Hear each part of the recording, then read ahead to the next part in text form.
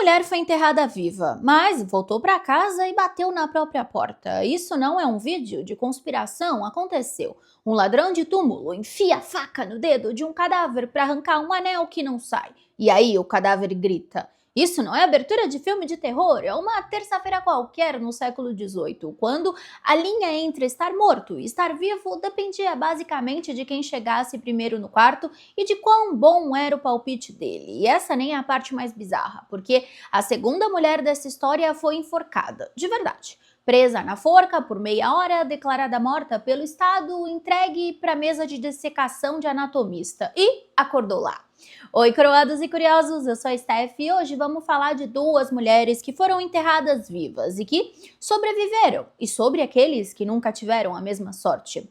Hoje isso parece completamente absurdo, a gente pensa em hospitais com monitor cardíaco, eletrocardiograma, médicos conferindo sinais vitais a todo o tempo, exames de imagem, enfim, uma série de coisas que tornam muito mais difícil alguém ser declarado morto por engano. Só que nenhuma dessas coisas existia antigamente. Durante praticamente toda a história da humanidade, descobrir se uma pessoa estava realmente morta era muito menos científico do que a gente imagina.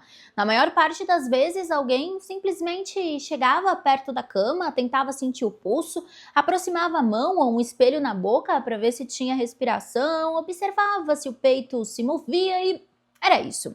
Se ninguém percebia nenhum sinal evidente de vida, concluía que a pessoa estava morta. Só que aqui não tinha nenhuma certeza.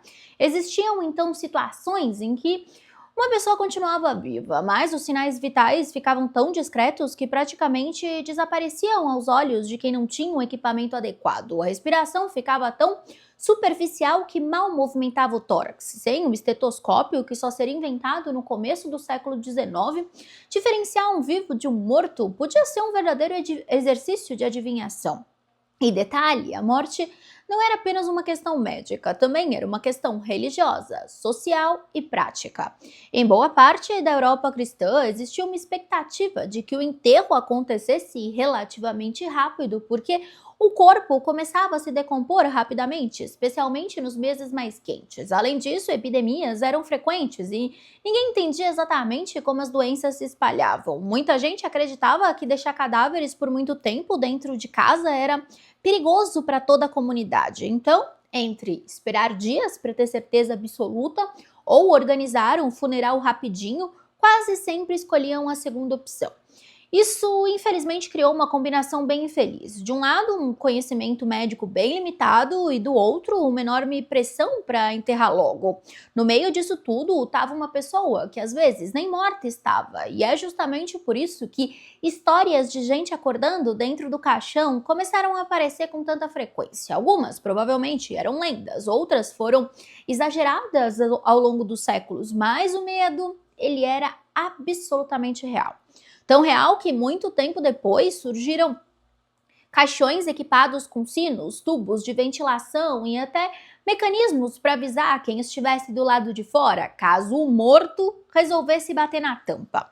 A simples ideia de abrir os olhos debaixo da terra era suficiente para apavorar pessoas de todas as classes sociais.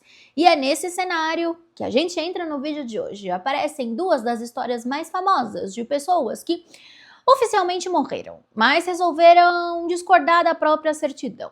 Começamos com a história do anel, que não saía de jeito nenhum. A gente está na Irlanda, no condado de Armagh, por volta de 1705. Uma mulher rica acabou de ser enterrada com o dedo inchado pela doença que a matou, com um anel de casamento preso ali para sempre. A Marjorie McCall não era nobre, era rica, casada numa cidade que vivia do linho, onde todo mundo sabia quem tinha posse e quem não tinha. E joia de família numa cidade dessas não era só um enfeite, era um aviso público de quanto dinheiro tinha em cima daquele corpo. Ela adoeceu, febre alta, do tipo que no século XVIII não tinha nome nem diagnóstico, só um sintoma visível e desespero em volta da cama.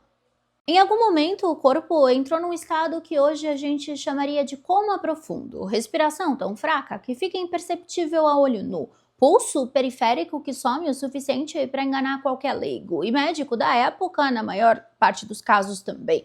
A Marjorie foi declarada morta, preparada, vestida, com um anel que o dedo inchado não deixava tirar, e colocada em um caixão, enterrada no cemitério de St. Kill. E como você já deve ter visto em filmes, havia muita profanação de caixões para pegar tudo o que tinha de valioso do morto, e infelizmente aconteceu nesse caso.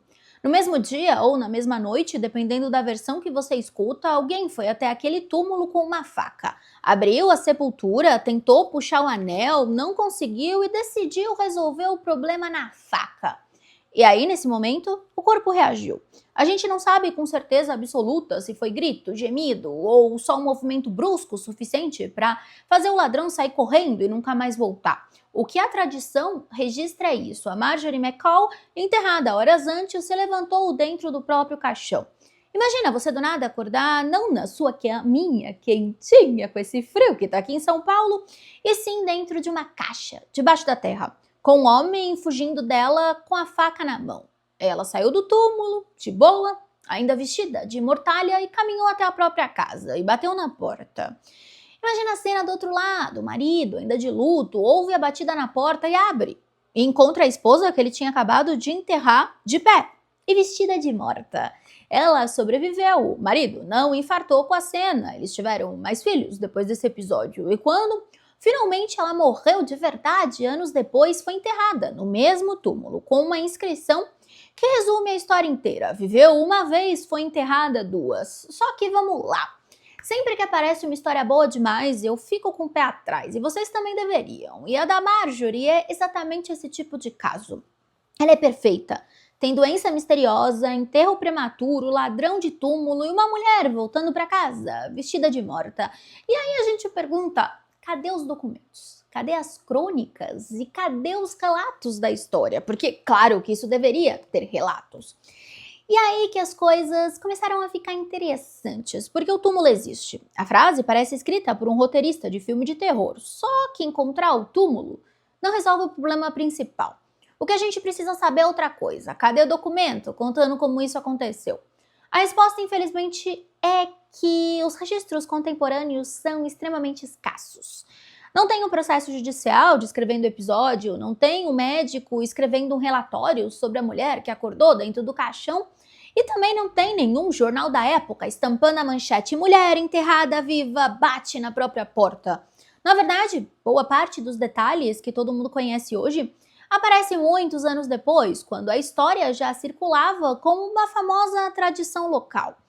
E isso faz muita diferença. A tradição oral é uma fonte histórica importante, mas ela funciona de um jeito diferente de um documento escrito na época dos acontecimentos. Quando uma história passa de pessoa para pessoa durante décadas, às vezes durante séculos, ela de forma inevitável muda. Um detalhe acrescentadinho ali, outro desaparece, alguém resolve dar um de Shakespeare e dramatiza uma cena, outra pessoa simplifica outra.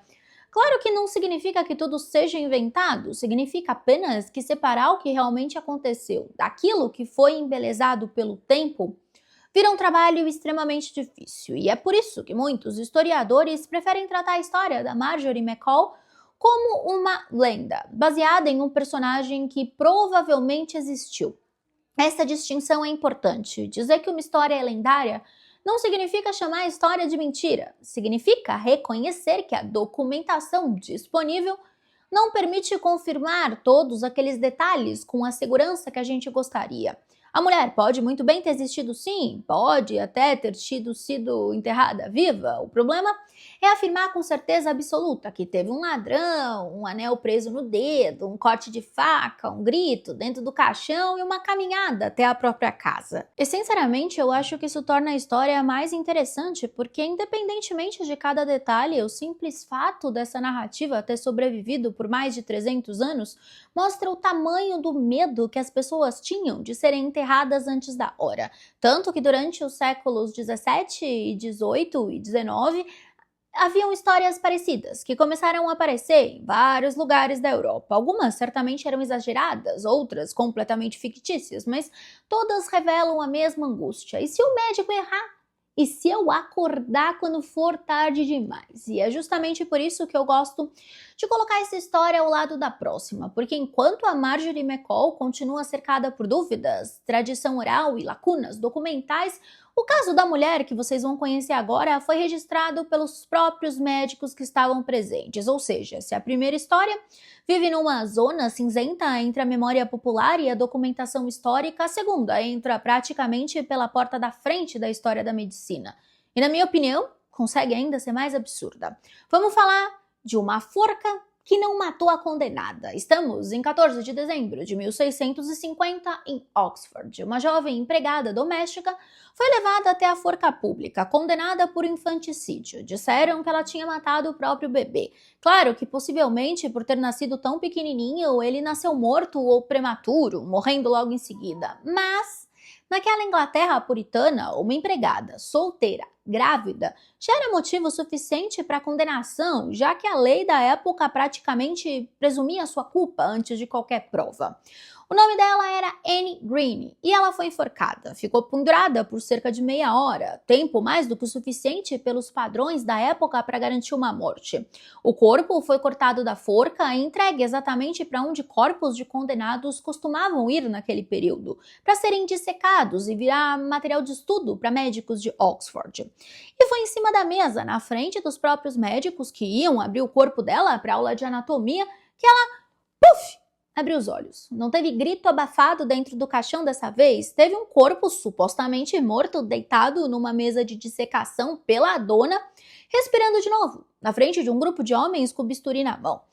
E olha a ironia sinistra disso, o mesmo sistema que matou ela por engano, quase matou ela de novo por engano, só que dessa vez com materiais de médicos, não com a corda. Isso me lembra da irmã do Dom Pedro, que acabou morrendo depois de uma cesárea ruim, que acharam que ela já estava morta. Enfim, o caso virou sensação instantânea. Espalhou tão rápido que virou panfleto popular da época e a justiça, que tinha acabado de tentar matar essa mulher, interpretou a sobrevivência dela como um sinal divino. A Anne recebeu perdão formal, viveu, se casou, teve filhos. O mesmo Estado que condenou à morte por um crime que provavelmente nunca aconteceu, decidiu que, se ela sobreviveu à execução, Deus tinha falado. Não teve reconhecimento de erro judicial, teve uma superstição conveniente, vestida de misericórdia. E diferente da história da Marjorie, essa aqui não depende da tradição oral. A Anne Green virou praticamente uma celebridade médica.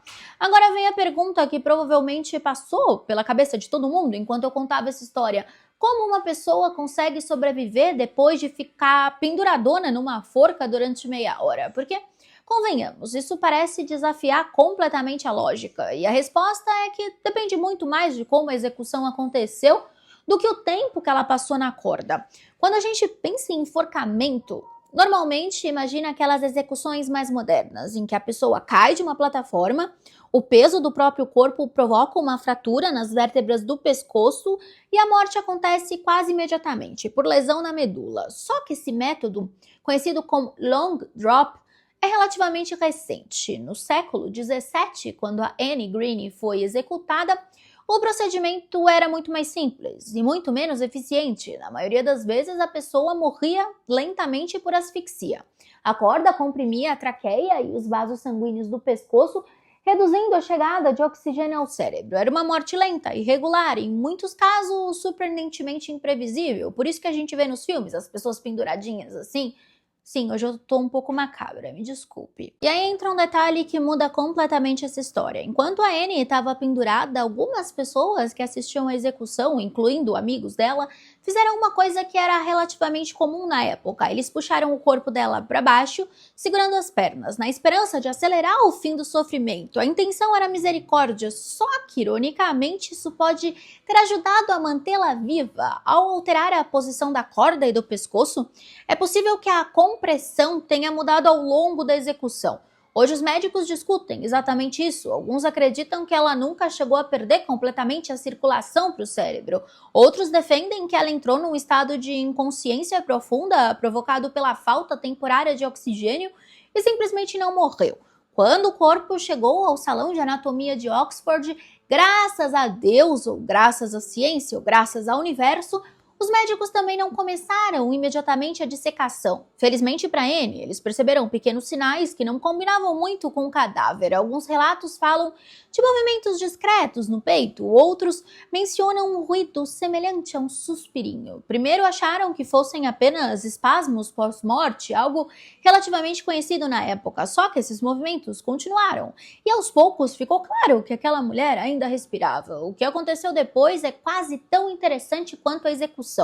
Em vez de desistirem ou considerarem aquilo um milagre e irem embora, os médicos resolveram tratá-la. Eles aqueceram o corpo com cobertores, aproximaram brasas para elevar a temperatura, massagearam os braços e as pernas para estimular a circulação, colocaram bebidas quentes na boca dela quando ela conseguiu engolir e chegaram até fazer uma pequena sangria, porque segundo a medicina da época, aquilo ajudaria a equilibrar os humores do corpo. Hoje a gente sabe que várias dessas práticas não tinham fundamento científico, mas curiosamente aquecer uma pessoa em hipotermia ou estimular a circulação realmente pode fazer diferença. Ou seja, no meio de um monte de teorias médicas malucas, eles acabaram fazendo algumas coisas que, por coincidência ou não, ajudaram a Anne a continuar viva. E talvez a parte mais impressionante seja o que aconteceu nos dias seguintes. A Anne não apenas recuperou a consciência, ela voltou a falar, a reconhecer as pessoas ao redor e a comer normalmente. Pouco tempo depois já conseguia andar.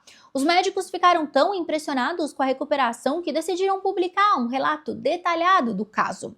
Existe um panfleto publicado em 1651, descrevendo a execução, o suposto óbito, o despertar e todo o processo de recuperação. É justamente por isso que até hoje esse continua sendo um dos episódios mais bem documentados de alguém declarado morto que voltou à vida na história da medicina inglesa. E sinceramente eu acho que essa parte torna tudo ainda mais desconfortável, porque a Anne não sobreviveu graças à justiça, não sobreviveu porque alguém percebeu um erro antes da execução, ela sobreviveu porque o corpo dela simplesmente se recusou a obedecer à sentença.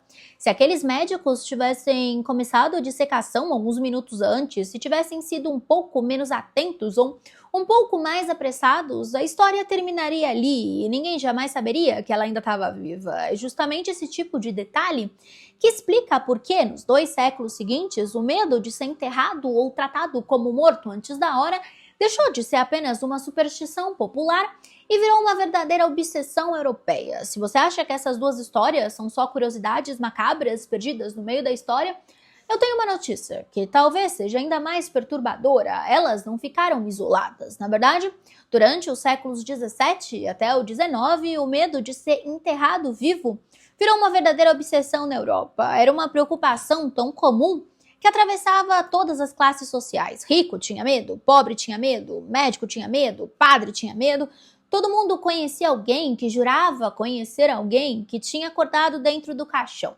E como acontece com praticamente todo medo coletivo grande, a sociedade inteira começou a criar soluções para um problema que talvez nem fosse tão frequente, mas parecia possível o suficiente para tirar o sono das pessoas. Foi justamente naquela época que começaram a aparecer os chamados safety coffins, ou caixões de segurança, e eles são exatamente aquilo que o nome sugere. Alguns tinham uma corda amarrada no pescoço, a mão ao dedo do cadáver, ligada a um sininho do lado de fora da sepultura. A lógica era simples: se a pessoa acordasse debaixo da terra, bastava puxar a corda e alguém ouviria o sino tocando no cemitério. Outros modelos eram ainda mais elaborados, tinham tubos de ventilação para levar ar até o interior do caixão, pequenas janelas de inspeção, travas que teoricamente podiam ser abertas por dentro e até bandeirinhas que subiam à superfície caso o ocupante movimentasse algum mecanismo. Parece invenção de filme de terror, mas alguns desses projetos foram realmente patenteados ao longo do século XIX. Alguns chegaram até a ser comercializados. E aqui eu preciso confessar uma coisa: sempre que eu vejo esses projetos, eu fico imaginando a profissão mais ingrata dessa época. Preciso fazer um vídeo sobre profissões ingratas, porque alguém precisava ficar de vigia no cemitério. Imagina, passar a madrugada lá, andando entre centenas de túmulos, esperando, sinceramente, que nenhum sino resolvesse tocar, porque se tocasse, existiam duas possibilidades igualmente ruins: ou alguém embaixo da terra estava vivo, Ou o vento resolveu estragar completamente a tua noite. Só que o medo era tão grande que, em alguns lugares, achavam que nem isso bastava. Na Alemanha e em outras regiões da Europa Central surgiram as chamadas casas mortuárias, que seria mais ou menos os velórios de hoje em dia, que na verdade hoje em dia é mais curto, mas que tínhamos antigamente. Em vez de enterrar a pessoa logo depois da suposta morte, o corpo era levado para esses lugares e permanecia ali por dias, às vezes até uma semana inteira, sob observação constante. A ideia era esperar que aparecessem sinais inequívocos de decomposição antes do enterro. E não pense que isso era só paranoia popular, médicos importantes da época também discutiam o assunto de forma séria. No final do século XVII e no começo até do século XIX, vários tratados de medicina foram publicados tentando responder uma pergunta que hoje parece simples, mas naquela época era complicada.